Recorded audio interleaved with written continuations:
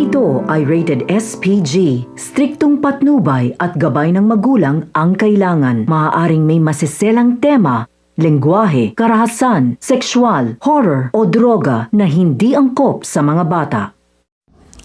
Dahil sa paghihinalang nararamdaman nitong si Marge, agad nga itong nagmanman sa loob nga ng kumpanya at dito nga niya nalaman o napag-alaman na madalas palang lumalabas itong si Paulo at ang kasama niya ay walang iba kundi ito ngang si Thea.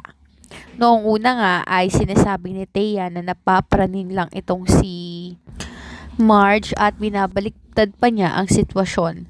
Sinabi pa niya na wala ba itong tiwala sa kanyang asawa at pinagdududahan niya ito.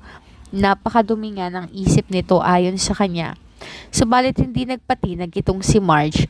Sinabi ni Marge na alam niya ang kanyang sinasabi. Lalo pa nga may picture na nakuha itong si Marge kung saan makikitang magkayakap nga si Paulo at itong si Thea sa sasakyan.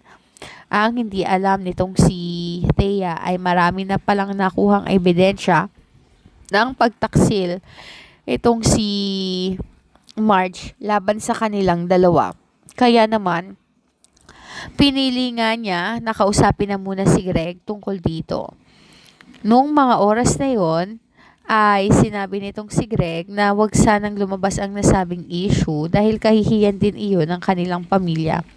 Subalit walang pakialam si Marge at sinabi niya na iuwi niya ang kanyang anak at magpa-file siya ng annulment. Halos magwala si Paulo matapos nga niyang malaman na nagdesisyon na pala itong si Marge. Bigla nga siyang lumuhod at nakiusap nga nito nga kay Marge, subalit desidido itong si Marge na iwan siya. Ayon pa sa kanya ay hindi siya makapapayag na lokohin siya harap-harapan at pagmukain siyang baliw sa tuwing mahuhuli niya itong si Paulo. Naiinis noon si Marge at hindi niya hahayaang maliitin siya ng ganon nitong si Thea at sabihin pa na praning siya o paranoid.